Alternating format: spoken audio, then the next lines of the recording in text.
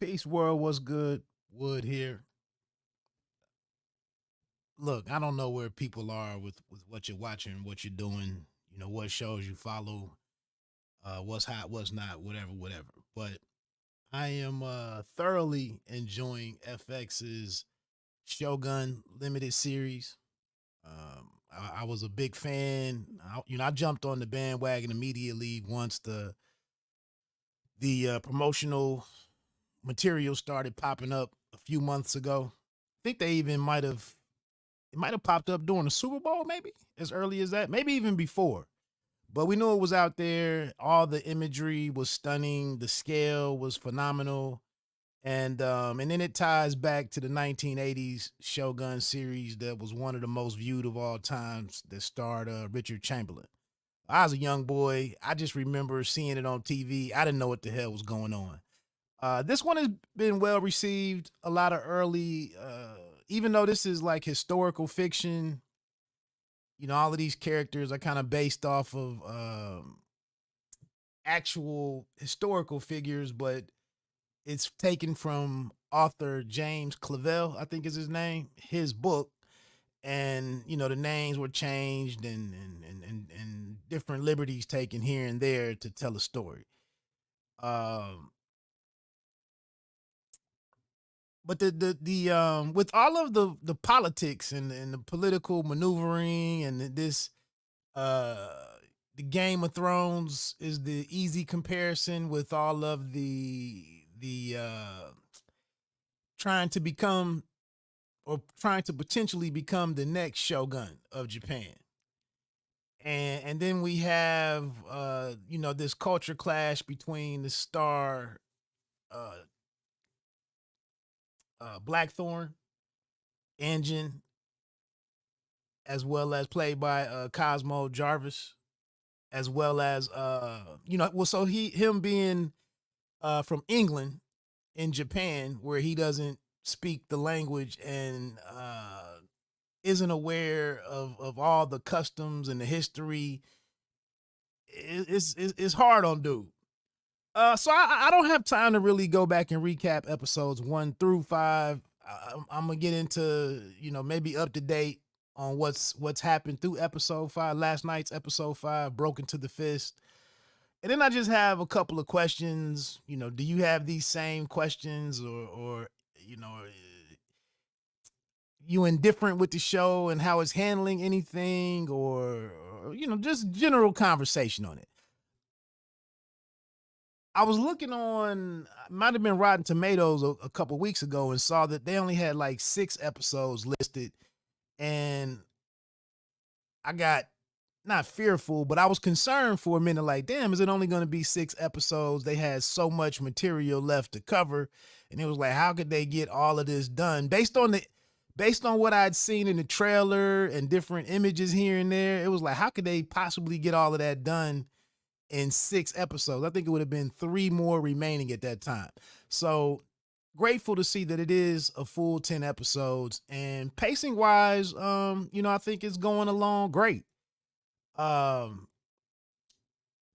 One thing that I've heard, or one talking point is like, it's Torinaga, played by Sonata, Hiroyuki Sonata.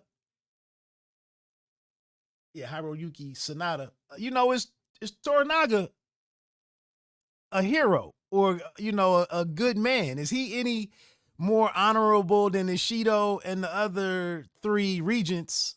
The guys that sit on the council of regents. Is he really any better off, or any more honorable? Is he any more focused on the people of Japan and all of that, or does he just want power and to run the show according to his vision? And I mean, it's made to look like Ishido is a horrible guy, because it's like he just started picking his fight with Toranaga from the very beginning, when we were first introduced to the practice of seppuku. I can't remember I can't remember Toranaga's soldier, the guy in his camp that disrespected the meeting, and then later on, him and his son had to die. Fuji's His wife is Fuji, who's a major character at this point in being the consort to Blackthorn. But but yeah, it's Toranaga the guy to root for. We got to keep it in mind that he has a sign. He's been very cold in how he's dealt with these women. And, what's going on with his son. He's got his thumb on Yobashigi and is playing him. And then, but they gave us this they built him up by saying like, the Taiko offered him or like threw it out there that I could name you to be the Shogun, with Taiko being the last Shogun. And he's like, I could do that. And Toranaga, seeming doing this honorable thing, was like, nah, that would just put a death. That would just certainly, that would just put had these people after me and bring all these assassins into the fold, and I would have all of these enemies that would want to kill me. Let me just do something else and let me maintain the security of your son, the heir to the rightful heir. And I'll just do my thing to make sure that title passes on to your son when he's of age. So he looked like a good guy. But now, he takes Fuji and makes her the consort to Blackthorn and has her living under his roof. Now that he's given him this title of Hatamoto, which I had to look that up. They do these different things in the show where maybe there is no interpretation for Hatamoto.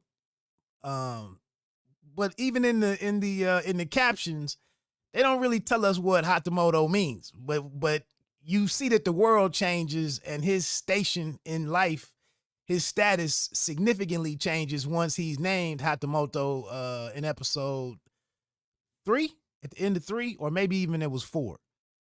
And he's basically untouchable now. But I did very little research and saw that Hatamoto is basically like some kind of flag representative or banner holder. He's not to be touched, or you're gonna have problems with Toranaga. So but yeah, Toranaga puts Fuji, who's still in grief with losing her son, her infant son, and her husband.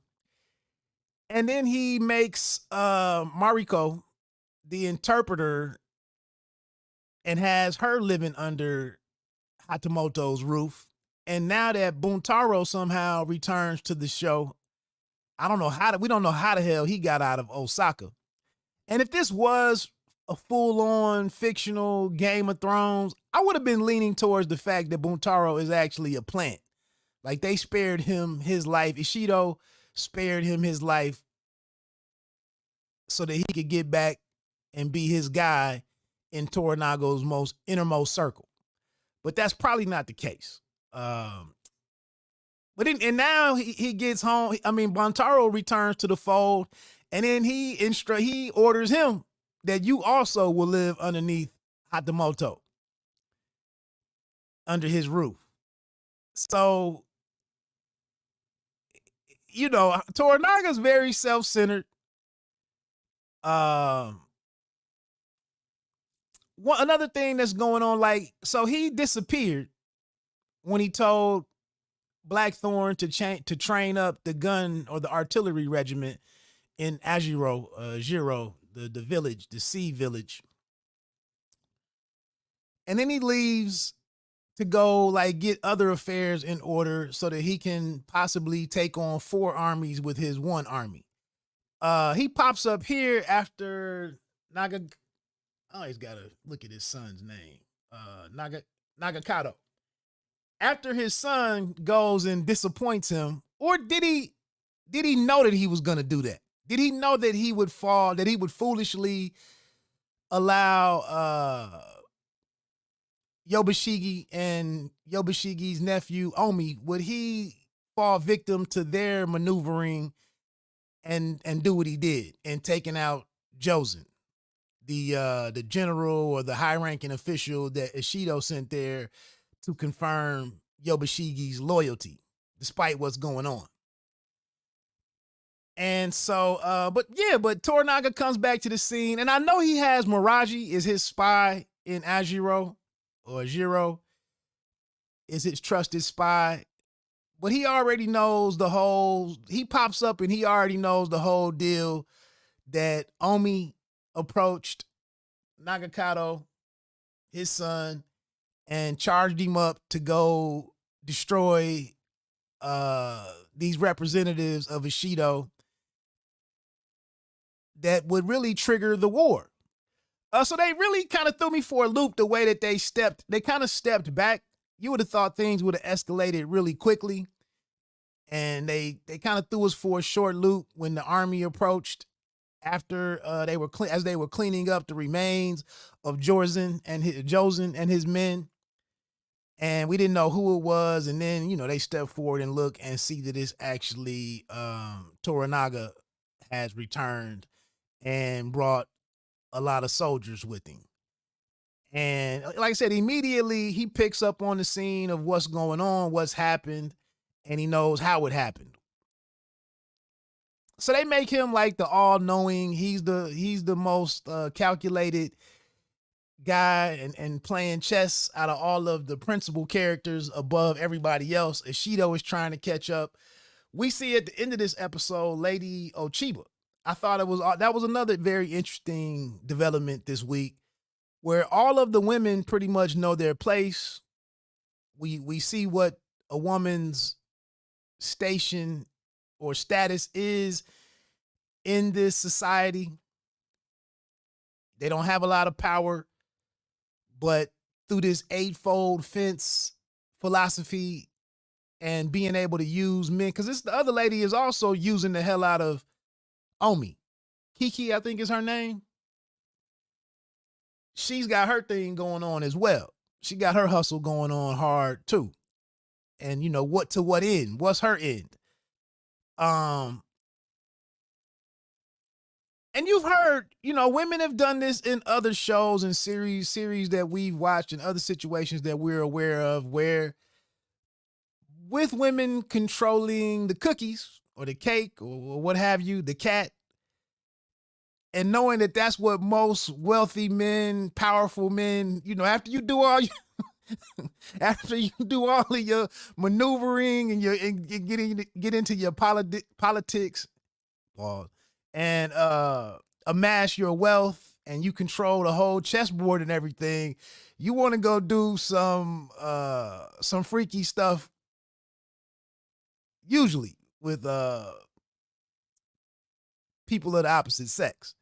And so the women can control and influence some things.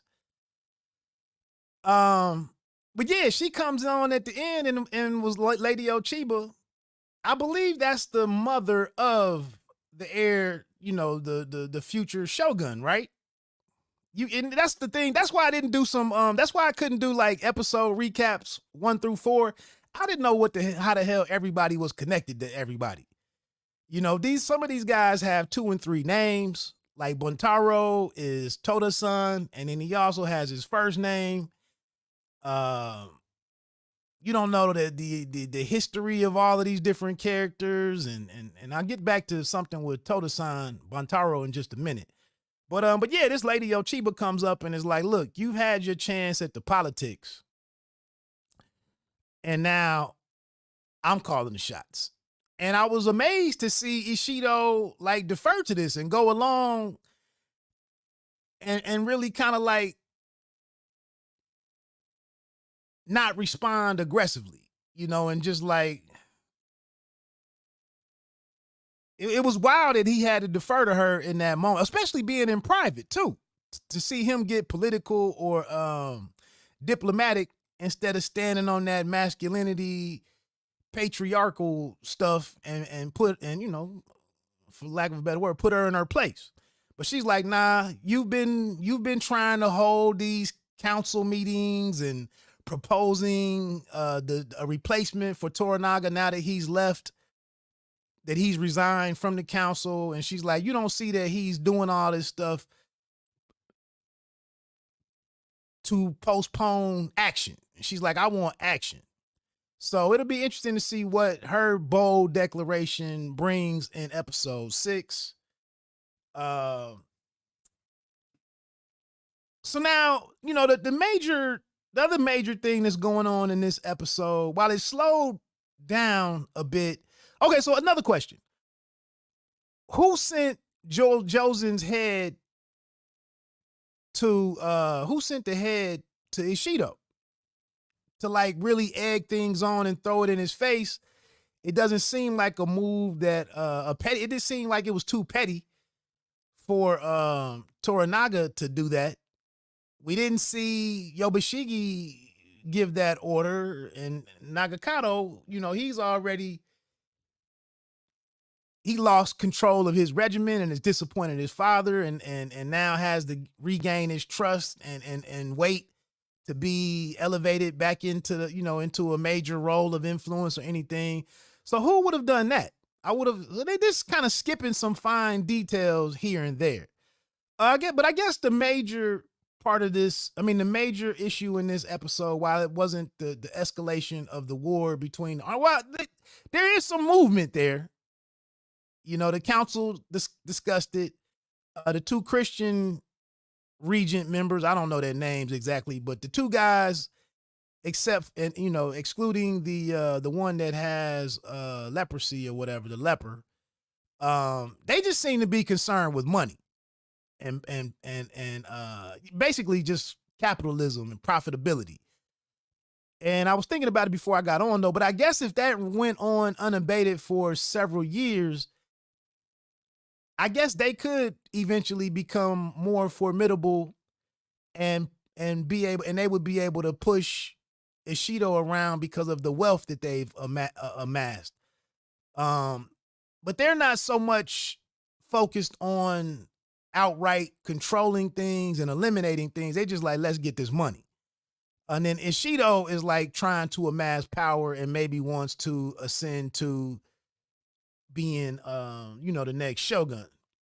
And then we have Toranaga over here. Maybe he just wants to do things the right way, quote unquote, but it's really just his way. Okay. So then the major thing that's going on here is kind of delving into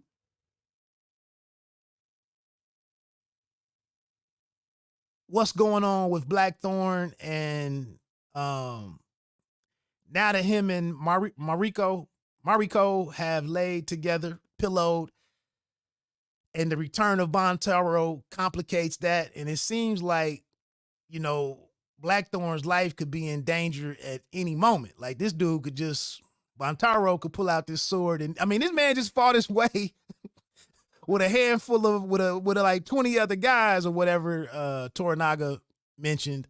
He just fought his way out of Osaka.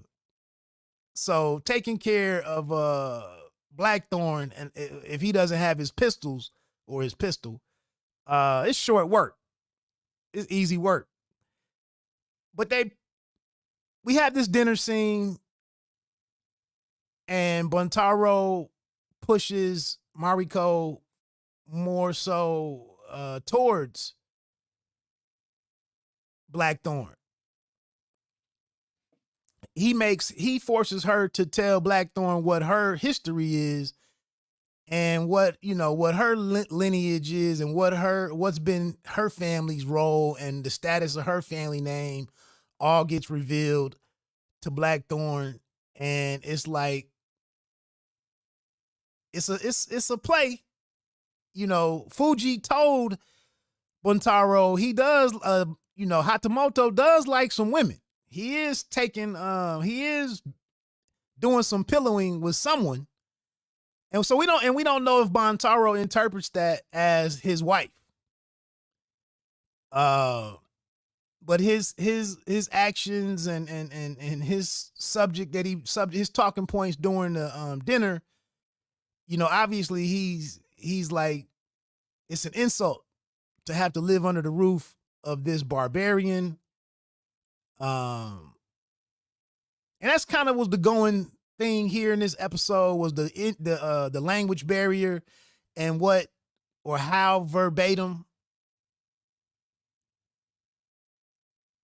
Mariko chooses to interpret all of this stuff that's being said when some harsh things and some forward things and some aggressive things are being said, and she's filtering it and keeping everything diplomatic.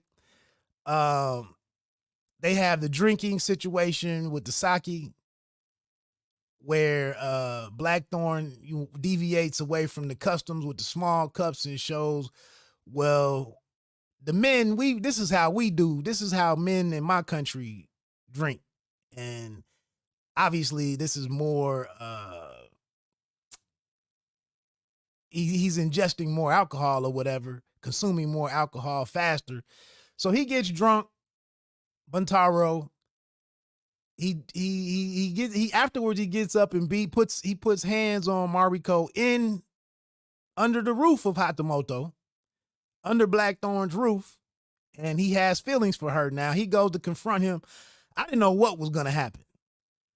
He goes and chases him down, and somehow or another Buntaro comes to his senses and bows and is like, I disgraced your house, so I apologize for that. The sake, and then it allows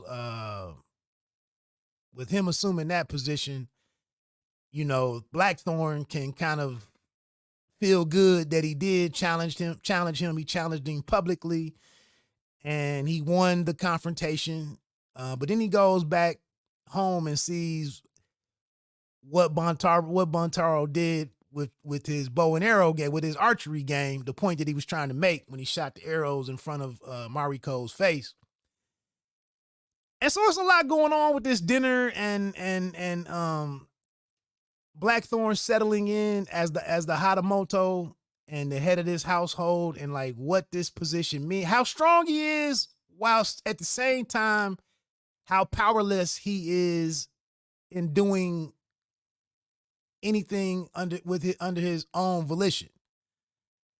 And he realizes how powerful he truly understands how powerful his words are when he sets things in motion, which ends up in the death of the old man Uejiro, who goes and moves the pheasant after Blackthorn told the house nobody is to touch this bird, and he makes a light, to drive home the point of how serious was.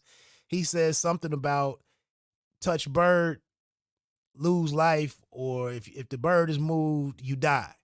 He didn't mean it literally, but that's what ends up happening as Uejiro, who was the gardener, has the conversation with him about, and that was kind of symbolic. This garden, nothing makes a garden complete unless there's a big rock that anchors all the other pieces in the garden. There's a lesson in that to Blackthorn, that you need to be the rock in this household so that everything functions properly. So he learned, he respects Uejiro and his attention to detail in his service as the gardener and whatnot, mentioning, giving him, mentoring him with this important lesson in Japanese culture and whatnot. And then when he realizes that as consort, we see that Fuji goes and takes out the old man because he took down the pheasant after it had been rotting for days outside of the house and causing a big stink. And Blackthorn's decree was ignored, and so the old man had to die. This is timely for Miraji, the spy of Toranaga, his longtime trusted spy, because now they can use Uejiro's death as, well, he was the spy that Yobashigi was looking for. So that played out for him. But this sets off a lot of things with Blackthorn. He gets very frustrated with his inability to grasp these customs. Last week, I think it was last episode, when Mariko said our maze of traditions, are maze of rituals and all of this stuff that you don't understand. And you want to be all expedient, and operating how you want to act. That's not going to work here. And he rephrases it this week, like being on all these layers or something. I don't think he said layers, but he was like, yeah, all of these rituals that are supposed to be all, high and mighty and all honorable and redeeming. But he was like, you all have no respect for life. So I'll get to that and I'll get on off of here because I'm already at 25 minutes. The thing that I'm kind of confused on, again, the one is Toranaga really a hero? And then on the other side of the spectrum with Blackthorn, we're told that he's a pirate, and these books that Mariko has been holding, the ship's log, where everything that was going on the Erasmus and all this evil stuff that they did. But now here in Japan, Blackthorn has done the most to save everybody whose life was in danger. And maybe he was doing this to curry favor and build allies and whatnot and hide the fact of how rotten he is. But he's constantly been asking about the well-being of his men, his crew, his remaining crew. He goes when we have this this earthquake here. He's determined, and he acts first to go dig out Toranaga and puts his life in danger. He was the one saying that we need to go back, arguing to go back to get Buntaro, who they had already had a little beef. And we already know Buntaro being in the picture would have, slow development of anything between him and Mariko. What else has he done? But he's done all of these things and risked his life to help others and argued. But it's like, but y'all told us in these books that he's a savage. He's a barbarian. So what is it? So that's kind of like the constant chess playing and deceit, manipulation, and constantly gathering allies and, just rarely showing one's true colors and trying to find a way to survive to see the next day. And when he goes and approaches, after him and Mariko have the dispute, and you kind of, that's another thing, I won't go all the way into it, but how do we even get here with Mariko and Anjin, Blackthorn? And how did she go and give herself to him and pillow him when in so many ways she detests him, seems to detest him? But then, so that's a bit of a conundrum right there, how that really happened. But now she just cuts it off and says, you and I will speak. The only time that you and I talk anymore, it will be from the lips of a third party. I don't know how she thought that was going to work out. And the next day, she's translating directly from Anjin to Toranaga. And he goes in there with his chest kind of puffed out, like making some serious demands. And I've had enough. I did what I was supposed to do. I trained up your regiment. And, I like to take my guys and get on up out of here and let you work all this out. And immediately after kind of giving this ultimatum of sorts, he's the first person down the cliff trying to, attempting to find and then dig out Toranaga and save his life. And now once you've done that, and then you do this gesture of giving him your worthless swords, or Katara,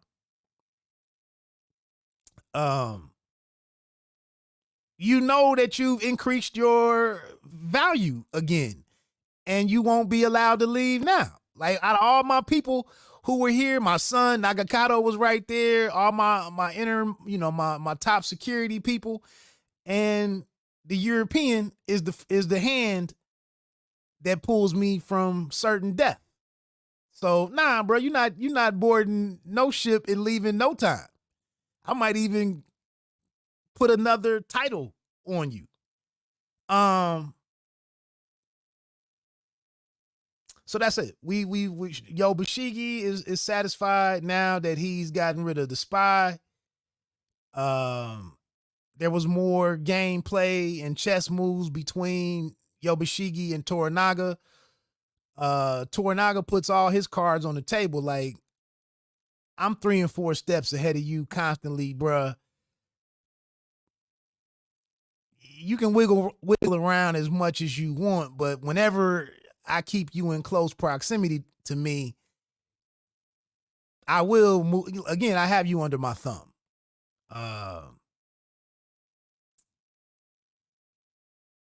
And so, like I said, we move forward now.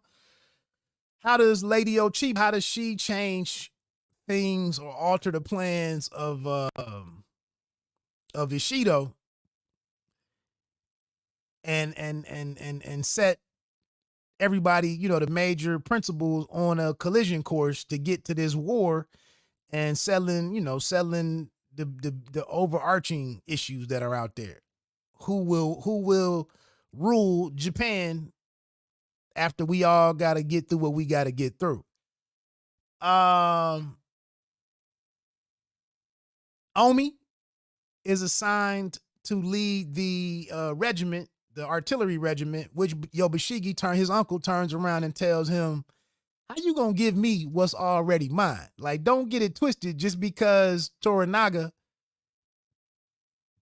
appointed you, it's still them still all my men. Even though we saw how loyal instantaneously the army became loyal to Toranaga when he flipped the fan around and before Yobushigi walked away, he turned back around after he saw the reaction and the response to Toranaga. So it's a lot going on here.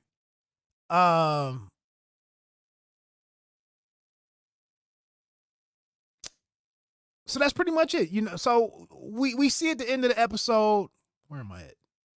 32 minutes. We see at the episode where Blackthorn comes back into his house after the earthquake, and it's kind of this big reset on everything. You're not going anywhere. Your relationship with Mariko is tenuous at best, but they still have to be under your roof. You might need to lean on Fuji, your consort, more than what you know. Continue to learn the language. Continue to try to understand these rituals and customs and the culture and everything.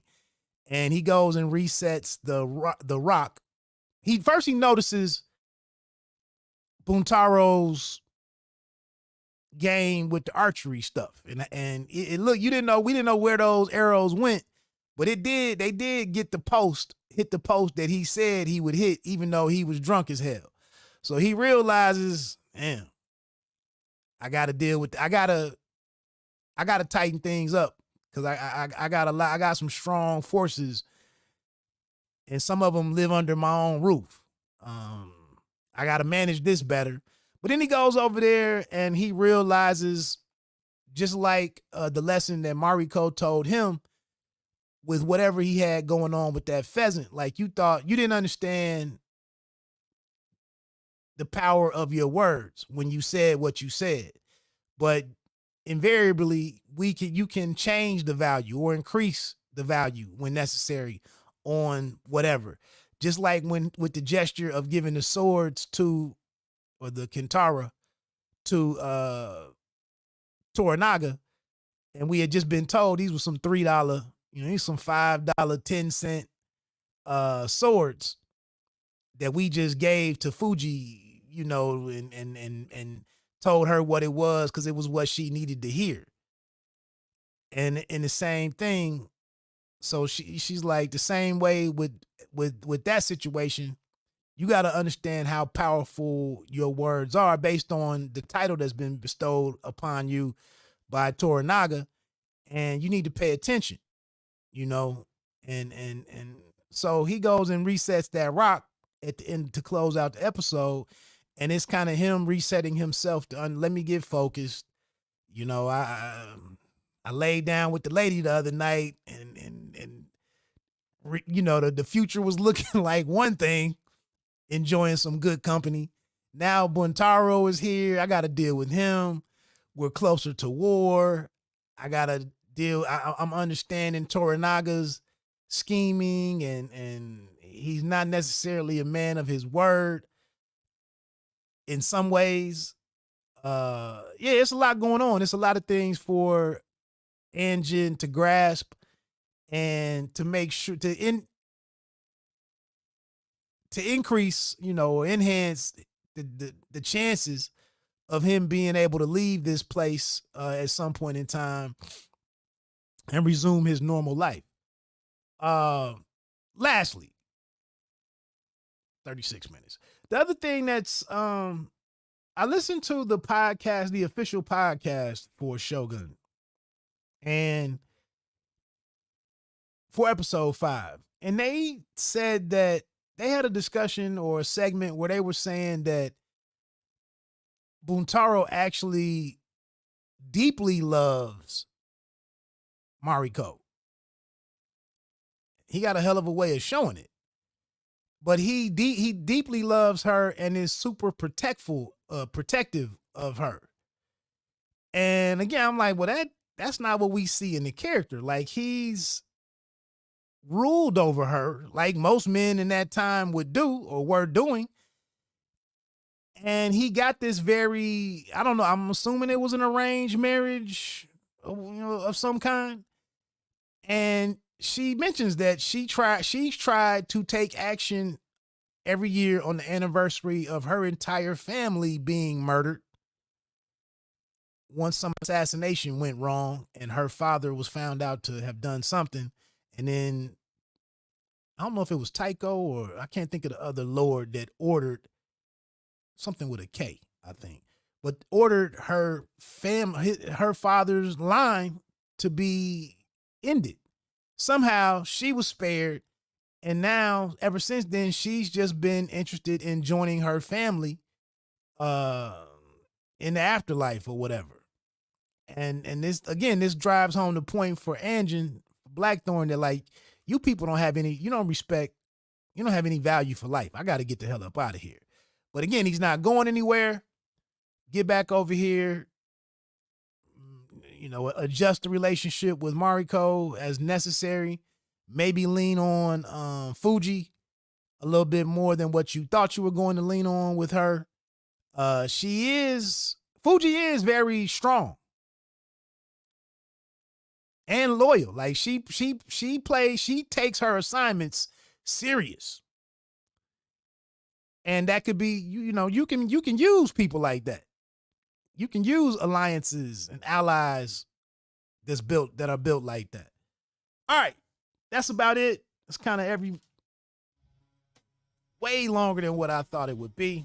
Hell, I'm almost as long as the podcast that I listen to recap this show.